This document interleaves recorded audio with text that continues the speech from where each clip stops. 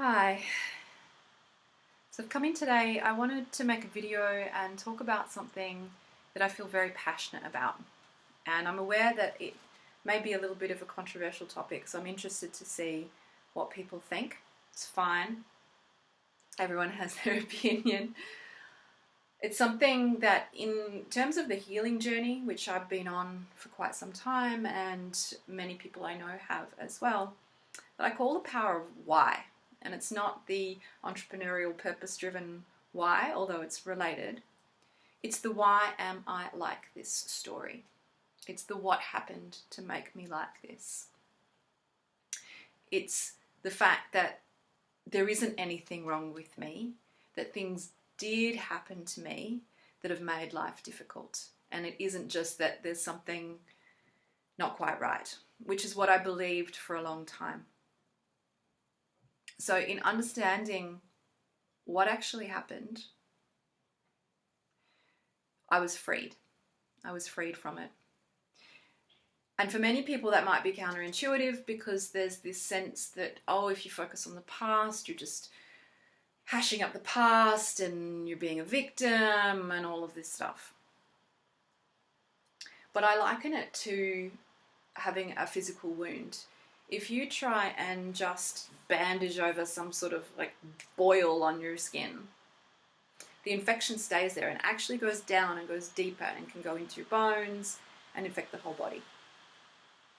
An emotional wound to me is the same. If I just like slather love and light over the top of it and put some sort of positivity or coping strategy, which is a common approach, and I'm not knocking any of these things, they're all awesome and I use them all and they're all very useful. But without the power of why, they don't work. The way to heal flesh-eating bacterial pus-infected wound is not just to cover it over.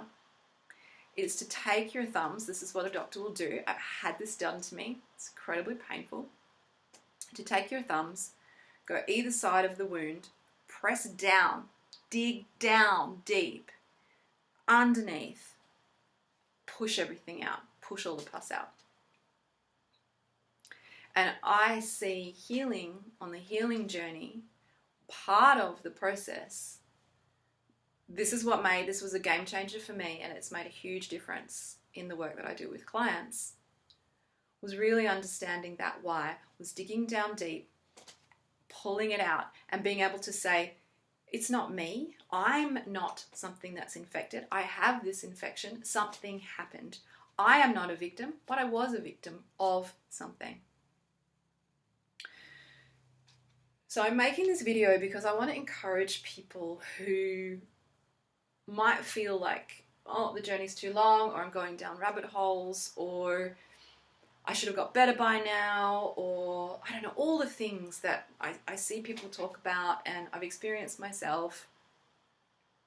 And it was literally somebody saying that to me, saying, I think it's going to be a game changer for you to truly understand what happened to you. And it really did. When I was able to see that things had affected me in a certain way and it wasn't my fault. You know, it's a little bit of a cliche, but it's true. It's, you know, that whole experience of like really understanding it, really truly understanding it's not my fault. Because until I understood why, I still believed it was. I thought there was something wrong with me, and there just simply wasn't. So, if you're in that situation where perhaps you've been exploring wonderful modalities, so many awesome things in positive psychology and certain approaches in therapy, all of that sort of stuff, in my opinion, what will allow that stuff to work and to allow you to come to a point where you can actually feel that sense of empowerment, sufficient empowerment to begin to make steps to really move forward and to live life fully, You need to work with someone who can help you really understand why, really understand the story of what has made you who you are, or this false version, really. This is the thing, right? It's a false version of who you are that had to cover over the true version of who you are. If you can work with someone who can really help you understand that, to name that, to identify that, to separate and take that outside of who you are on a being level, then you can be ready to begin to leave it behind. Because ultimately that is, of course, what everybody wants to do, as far as I'm aware. Nobody wants to be stuck.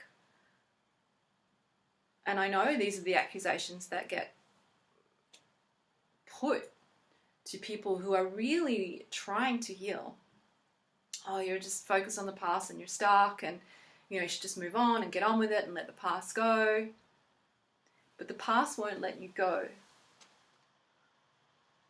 If you haven't been able to face it, haven't been able to really identify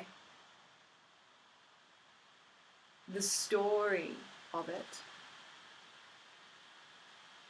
and what happened. So for you to let the past go, the past has to let you go. For the past to let you go, you have to face it. And it is painful work. And so I understand that there are a lot of people that don't want to do it, and that's fine. And there are a lot of people that don't want to encourage other people to do it, and that's fine. But I believe if living a fulfilled and fruitful and true authentic life is something that beats deep within you, this is a really important step to take on the healing path. And the person that you choose to take that step with you is really important.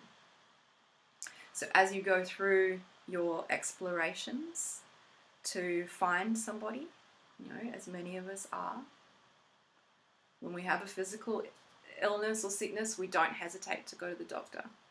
It's becoming more common that if we have an emotional, psychological, spiritual ailment, we're aware of that we're more willing to seek a healer on that level or to seek therapy. But I would encourage you, if you are doing that, to really make sure that this person is going to be able to allow you to get the past out, to get it out, to separate it out, and then to take you forward. Hope this is helpful, and that you have a wonderful day. See ya.